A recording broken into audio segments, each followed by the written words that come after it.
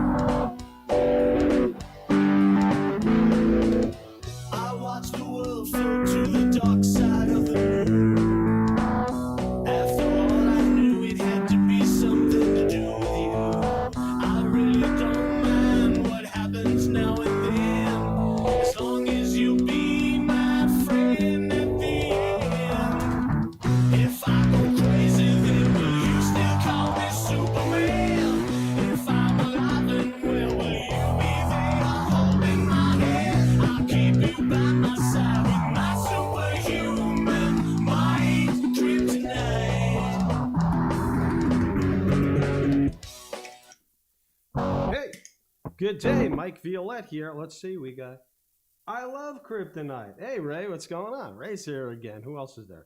I'm here, Mike. Tuesday. Ray, I did it last week. I don't. Well, what does that say? To send back some of my no pardon inappropriate outbursts. Okay, so. I'm wondering if I got Tuesdays Gone program back into here, but when I do this, I have all the different pedals and everything. So we'll do Kryptonite right now, and I'll have to see if I have. I don't think I have it programmed in my looper right now, but anyway, you can go back and watch those videos, right? All right, so if you want, tell me when you're going to be on, and I'll do Tuesdays Gone again. All right, so in this live stream, we're going to concentrate on about 7 more different concepts, which will enable you to play Kryptonite by Three Doors Down. And some of my favorite artists are in the alt genre, i.e. Nirvana, who I believe gave way to and spawned off a whole alt sound, so I really dig him. Actually, I have a poster of him up on my wall. I know I'm supposed to be this jazz guy, but I am, and I like a lot of different types of music. So one day we'll do a Yes tune just for Ray. Okay, so glad you tuned in again. And the goal of my live streams is to be educational, entertaining, and exploratory on a variety of musical topics and styles. We are streaming to you from a bunch of different platforms: YouTube, Facebook, Twitch, Daily Motion. So we'll get going in a minute here, and please subscribe to all of those, Instagram, whatever you can. All right, so I guess you guys can hear me pretty good. Ray can hear me. Go with Kryptonite. All others, it's just me. Oh, buddy, that's all. Okay, we're going to go with Kryptonite. So I'm teaching you a lesson. I hope you have a guitar out there, Ray. So, right. So I did mention we're going to do about 7 different concepts. And interesting song. I'm going to talk a little bit about some effects later. I shut the phase shifter down because it's swirling and making some sounds. I'll put it back on in a minute when I'm playing, but it tends to get, you can hear that in the background. So that's one of the effects I'm using on this, and I believe that's what they use also. But we have about 7 different concepts here, and we're going to talk first about the arpeggio picking of that. So I'm going to zoom in and get you started. We have sustained notes, we have capos, we have muted technique, we have 16th notes, a whole bunch of different things. So, all right, String Sound Studio says it looks good. So here we go. And I'm going to zoom in and I'm going to start teaching you what's going on with this song. So let's let's continue on out. I'll hide behind the chat box. And nice and big, so I hope you all got your guitar out there. All right.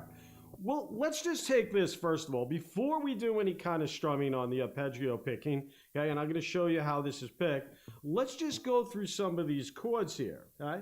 My first chord, the first chord he opens up with is a B minor chord. So we want to do that. Then we're going to go to a G chord. Now this is important. When you're doing this, we have what you call common tones with common fingerings in this case, right? And a common tone is when two or more different chord names share notes. Okay, no, two or more different chord names share one or more of the same notes.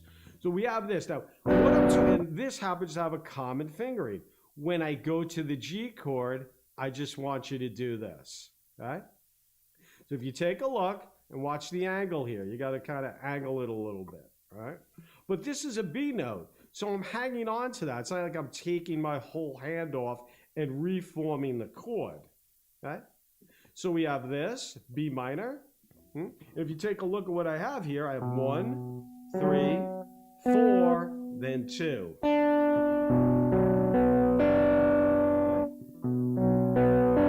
Then I'm going to go to the G chord. Then we're going to go to something, G chord, 2, 1, that's it. I don't need a full G chord, something like this or this. He's not playing it, but it still is a G chord because we have all the elements of a G chord, right?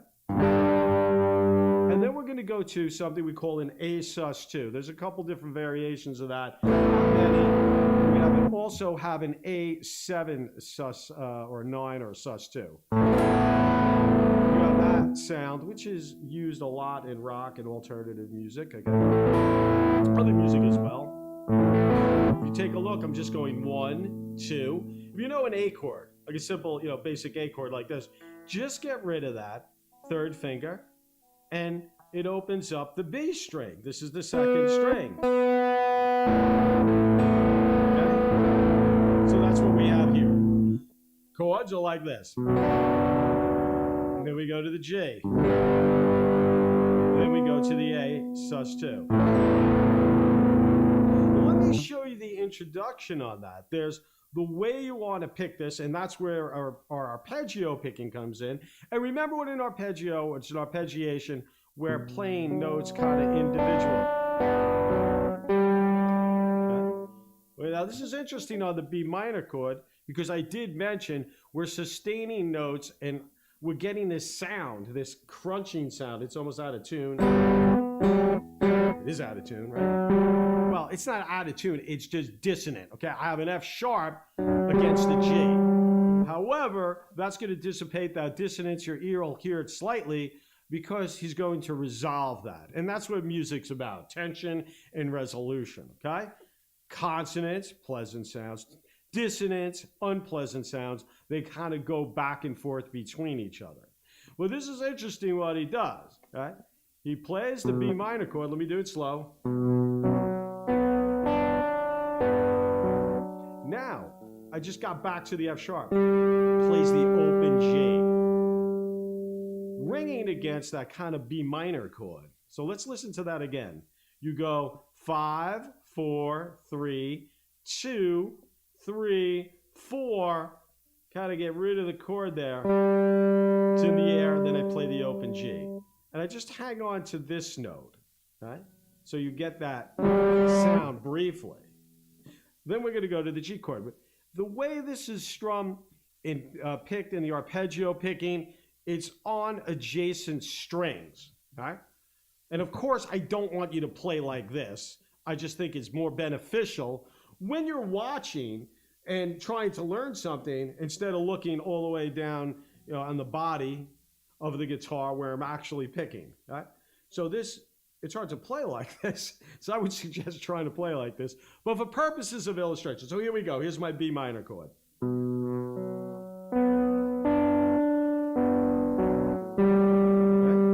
And then we're going to go to a G chord. However, let me talk a minute about the B minor. Now, it's not exactly a capo where I'm holding these other notes. Why? I don't need them. okay? But quite often this chord's capoed, where I want to get this along with this. So you're going to do that, make sure your capos are flat and pretty straight, okay?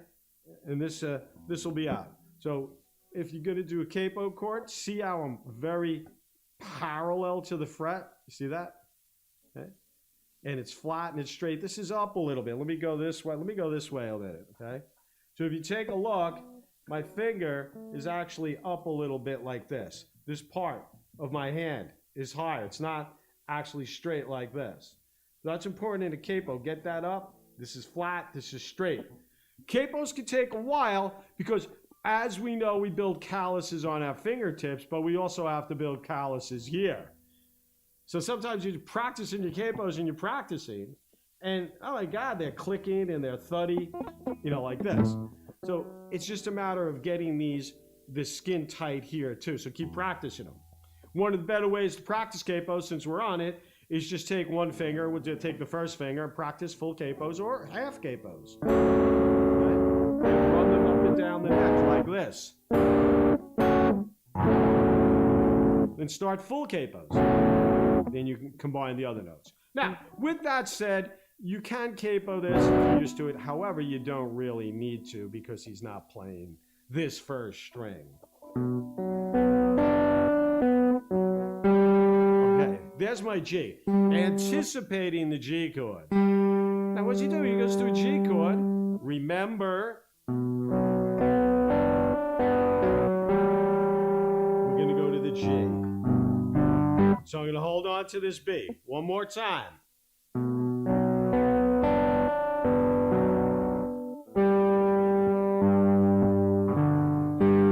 Okay? That's easy enough. When you go to the G chord, you got 2, 1. You're just doing that adjacent string to adjacent string. So we got 2, 1. Right? Here, that's it. 2, 1. And we're picking 6, 5, 4, 3. Now we're going to go to our A suspended chord, okay? A sus2.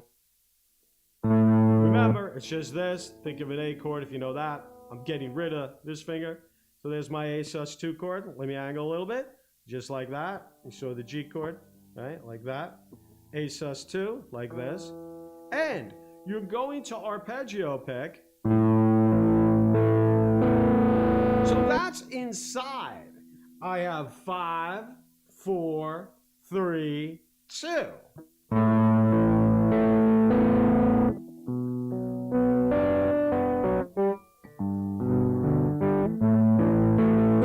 Eighth notes, a little bit of what we call syncopation in here on this, right?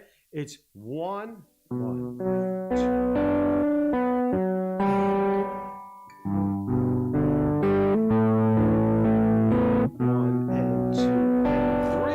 On this note here, that's held, it's a tied over eighth note, okay? So we have eighth notes in this song, another concept of what we're doing. We have 16th notes combined with eighth notes, not in this section though. We'll talk about that in the interlude and in the bridge. So let's take a listen to this.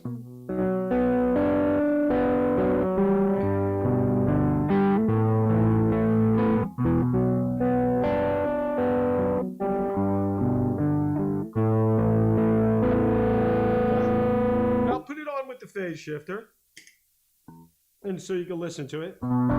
Ready? Use a phase shifter if you have one with this. Ready, go.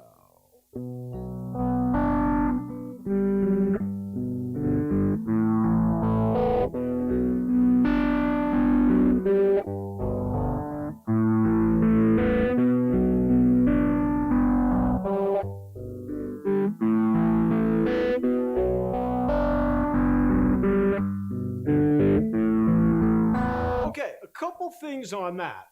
Let me shut the phase down. Couple things on that note, all right? He does do, it's the form of this, that introduction is twice, okay? Then he comes in with the verse. So it's nothing, right? And then he comes back in. It's actually 4 times, all right? he does that, then the drums come in. So it's just guitar in the beginning as you listen to the song. The drums come in and it's 2 more times. The 4th time, he plays what we call an A sus2, an A7 sus2. So that's simple, it's all open. Okay? You just simply do that. That's the last time before the singing starts. So you're always doing this.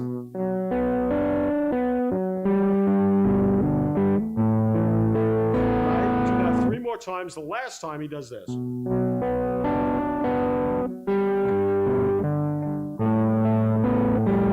Okay. I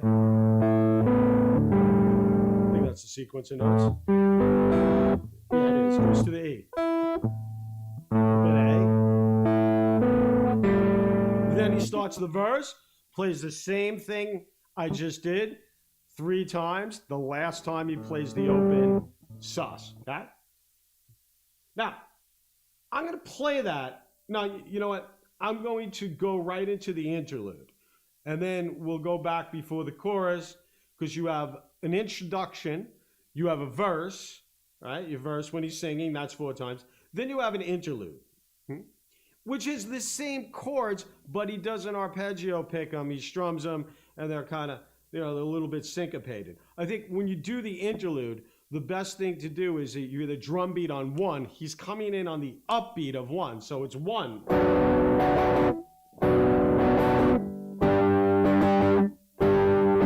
And you have those kind of 16th notes following, right? It's 1, 2.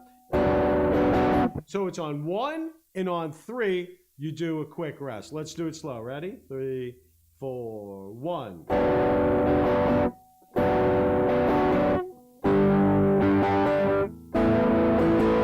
Same chords, you take a look the way I'm strumming it, right?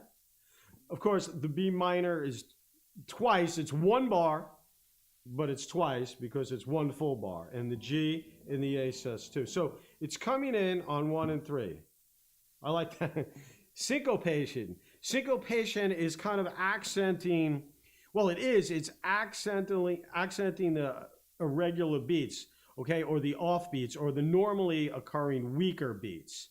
So, for example, if you want a syncopation, 3, 4, my drum, right? My pulse is here. Da, da. Where I'm singing, that's syncopated. 1, da, da, da, da, da, da, da, da, da, da, da. Get it? So syncopation, where drum, pulse, drummers, bam, crack, upbeat, a little bit syncopated. And he comes back in with more 16th notes. It's actually a really cool word. And I only know it to be used in music too, right? So it's not like one of these words we use in a bunch of things, like, or a symbol we use in a bunch of different things, like a sharp sign, right? A sharp sign could be a pound sign, could be a tic-tac-toe sign, could be a number sign. But, I don't know. Do you know what a sharp sign is, Ray? All right, Ray's here. Thank you for joining, Ray. Back to the music. So, again, when we're doing this, we have the B minor chord. It's the same chords we're strumming. Let's do it slow. 3, 4, 1, 2. Stop right there. You might be saying, well, how do I get that rest? There's a few ways to rest when you're playing a guitar, okay? String instrument. In this case, watch what I do. 1, 2. Rest. What you do is, I'm pressing the chord, is you just release the tension. You don't have to really, it depends on what you're doing, depends on the chord. Sometimes you need to do things with your right hand. But in this case, very important, 1. See? I just kind of relax my fingers. Don't take them off the strings.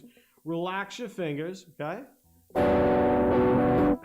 I'm not doing anything like this. All right, and resting. 3, 4, 1. Hey, wrong chord there. 3, 4, 1.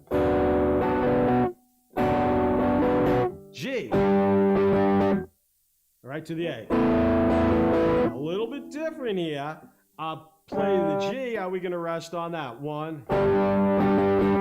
There. And I know I'm going to the A sus. You can rest with your right hand, but I'm going to the A sus, so I'm kind of muting with some other fingers, right?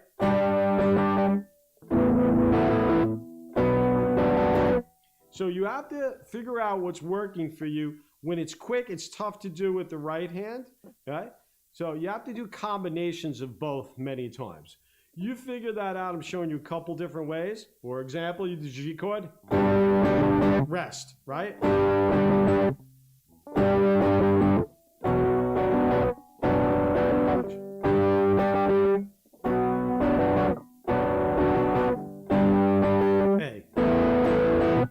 Okay? So when you're dealing with a lot of open strings, yeah, it's kind of good to try to do both. All right, work it out, see what works for you. Okay, resting is definitely good to do with the right hand when you're dealing with open strings. But it's kind of quick. Rest, rest. Got to get right back to that beat, to the syncopation.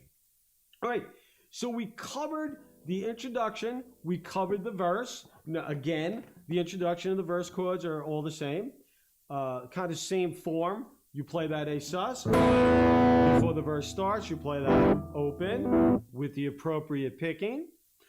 And we did the interlude, right? What does he do now? Well, he goes back to the second verse before he gets into the chorus. And then that gets heavy. We got to kick on the distortion pedal and so forth and so on. There's a solo in here. I could try to show it to you today. It would be a little bit long, but maybe we'll do that. Okay, let's see how it goes. Let's see how it flows. Not a terribly difficult solo. Hey, I don't have it here. Okay, I know it anyway. All right, let's go. Ready? So now we're going to go to the verse, and I'm going to go back and I'm going to play. Put my phase on. I'm going to play the whole thing for you. Okay, ready?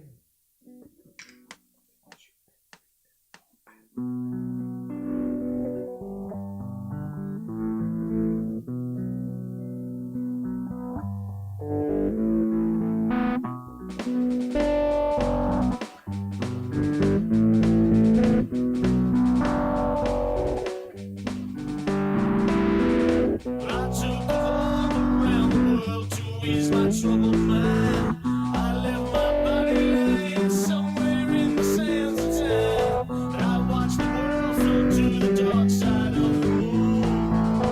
I feel there's nothing I can do.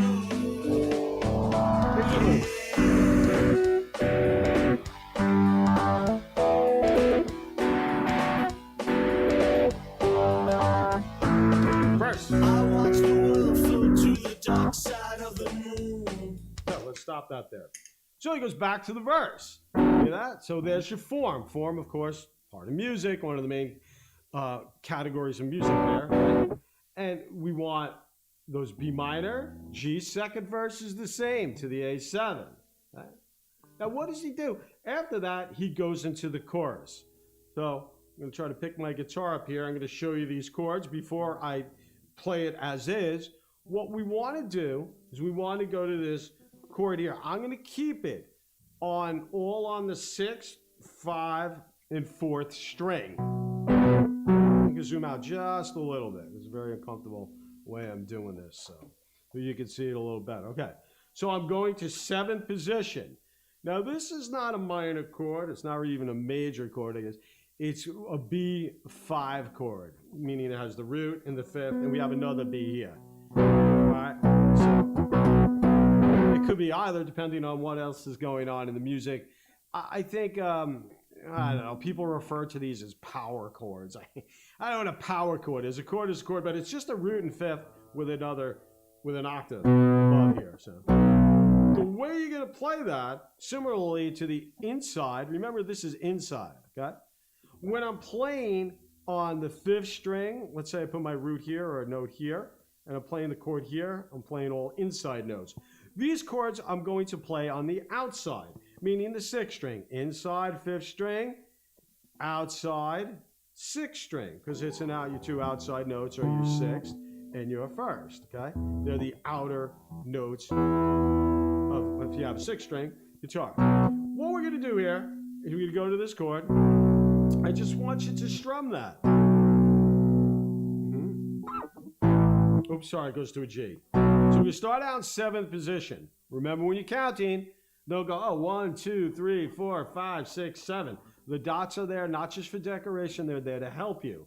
3, count in odd numbers. 3, 5, 7.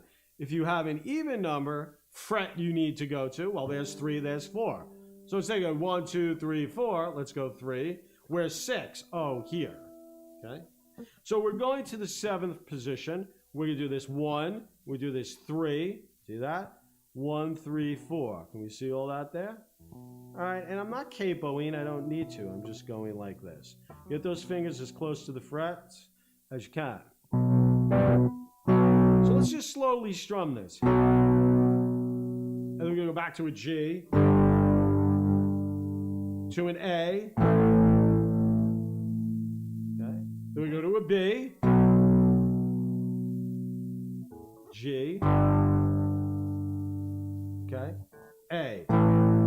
Now, he doesn't keep doing that. The progression goes like this. To a G chord.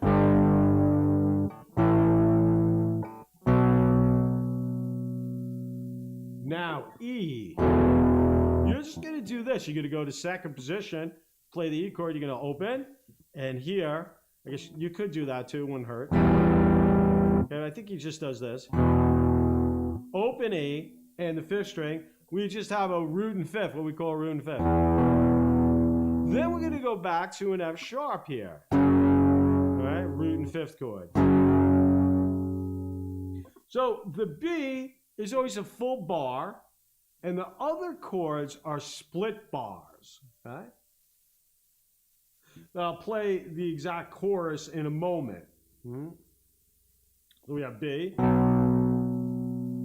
G, B, E, B, right, to the G. Now when he gets back to that E and F sharp, he plays 16th notes.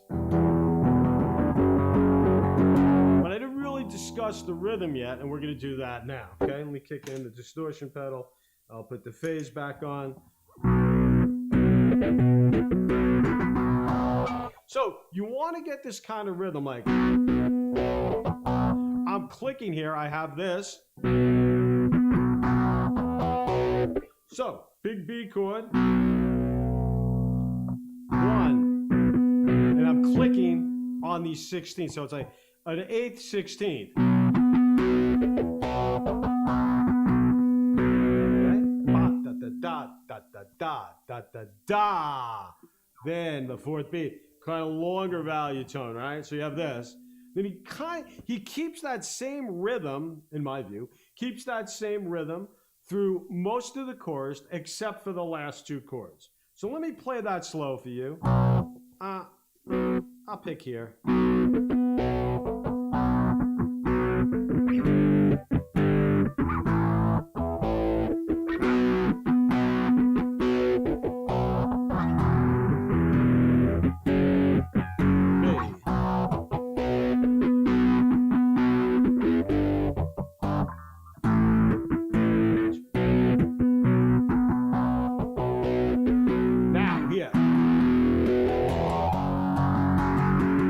So that last part's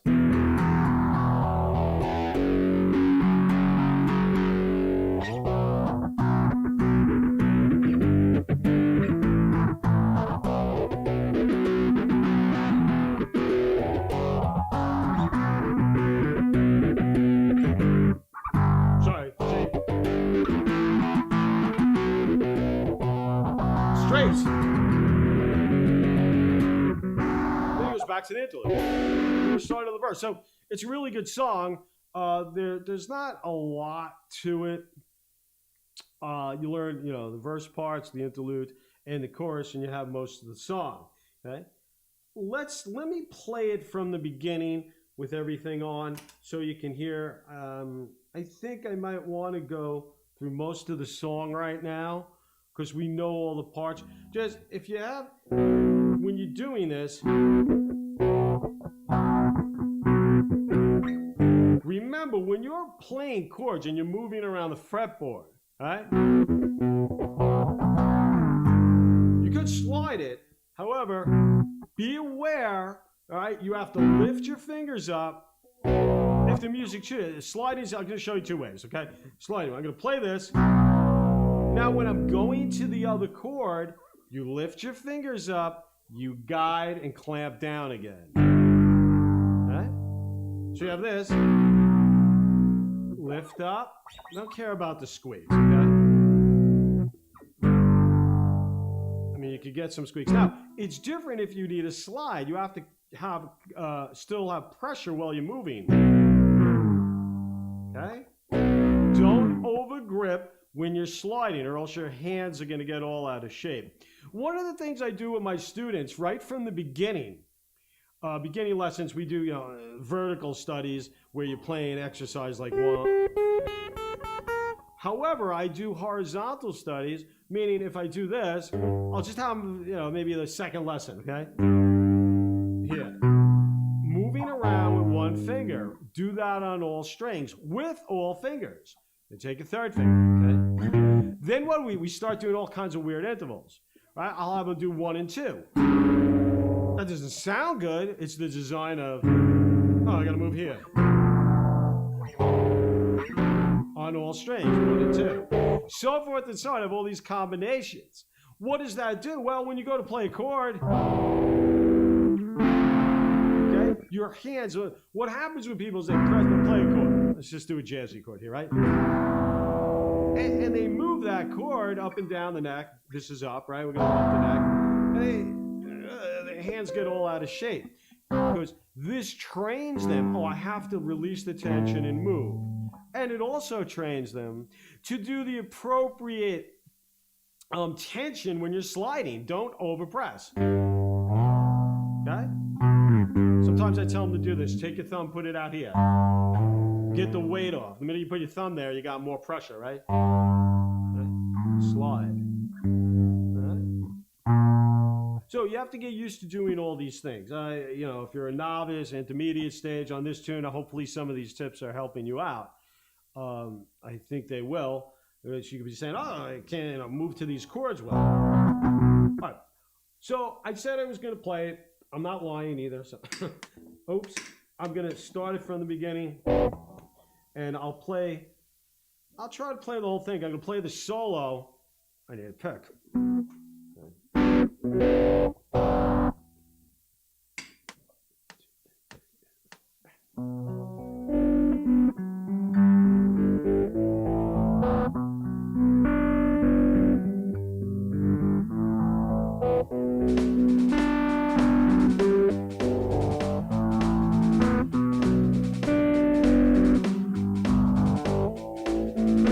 I took a walk around the world to ease my trouble.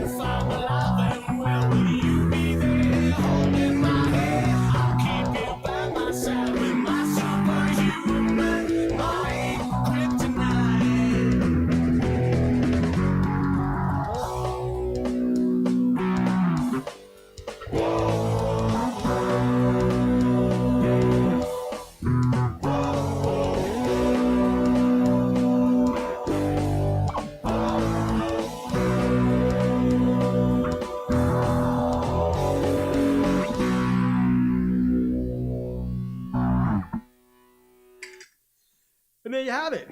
So that's the tune. I might want to save the solo on, where are we here? 607. I might want to save the solo for another time.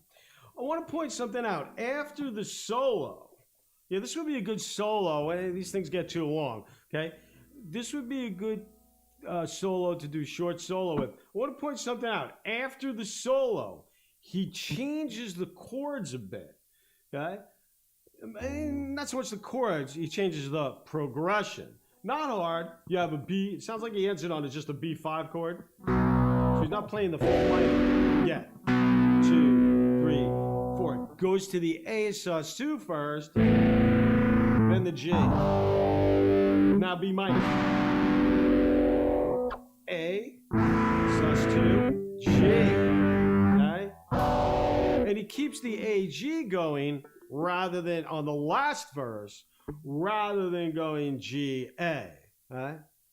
So that's most of the tune. I think a short solo would be good to do on this. It's a...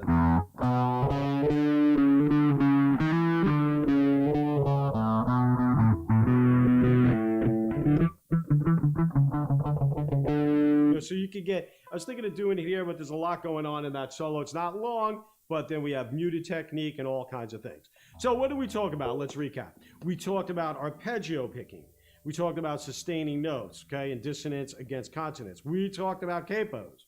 We talked about our chords, our sus2 chords, okay? We have minor chords, minor, sad sounding, you hear it? Okay, then we had the major chord. You don't need the whole thing, just this. Sus2, right? Which is not major or minor, it's a suspended sound, which resolves back to the minor.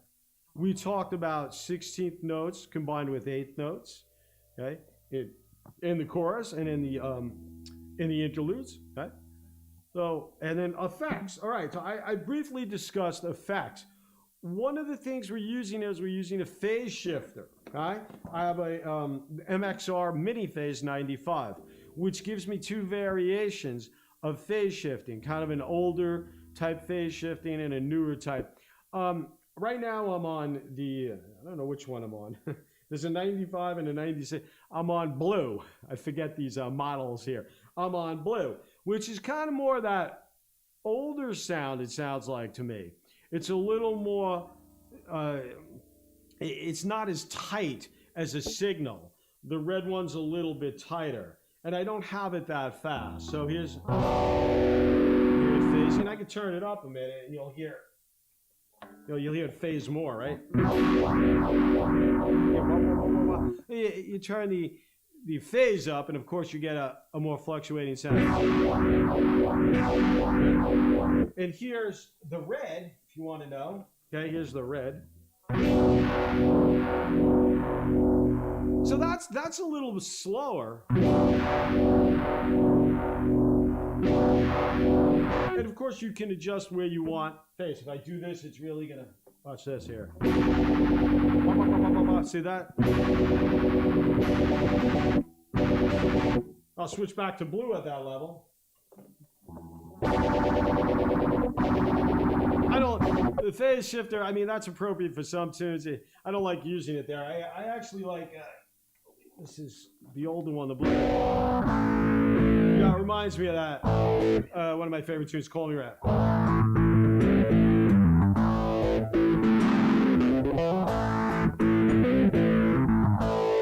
Call Me the Breeze by Skinner. It's not their, I know, I do a lot of Skinner. Hey, I'm a big fan of Skinner.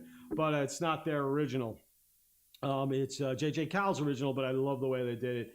And that, if you just listen to that, oh, there's the phase shifter sound, you know. Like Rush uses it a lot too, like this tune.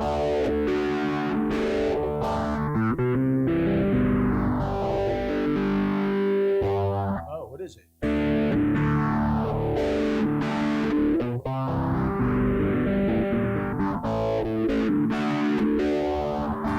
So that's that sound. That's Fly By Night. You hear that tune. I did that on a live stream a while ago too. So there you go. So there's some sound. I'm also using my what you call my Amp Tweaker Tight Drive Pro. I wouldn't say it's a heavy distortion they probably use something more like their tight drive, a real distortion pedal. This is a more of an overdrive, but it does distort. So it's considered an overdrive pedal, tight drive.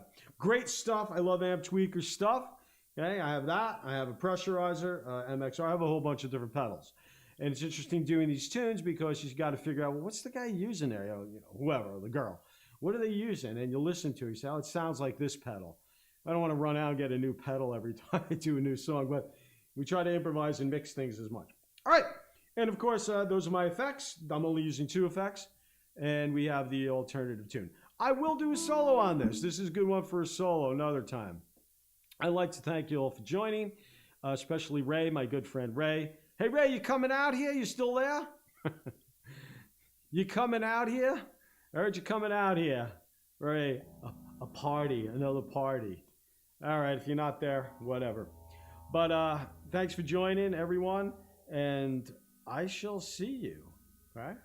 I shall see you another time. We're going to do Tuesday's Gone Again, I guess, just for Ray when he tells me he's on.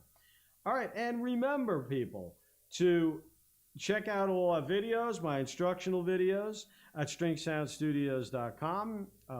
Your homework is to, well, practice and look at those Play Like a Pro video courses. I have a few up there, more beginning and novice things, kind of more in the blues genre, but that's okay. And check us out on all these social media platforms, okay? Still hiding behind the box there. All right, I'll see you next week. I'm not sure what I'm going to do next week. Maybe I'll just follow up with the solo. Have a good day, and remember to do this. Sorry, I got a new mouse here. I'm like trying to get used to it. You know, the thing with the ball on it? All right, see you later. Play like a pro. At String Sound Studio.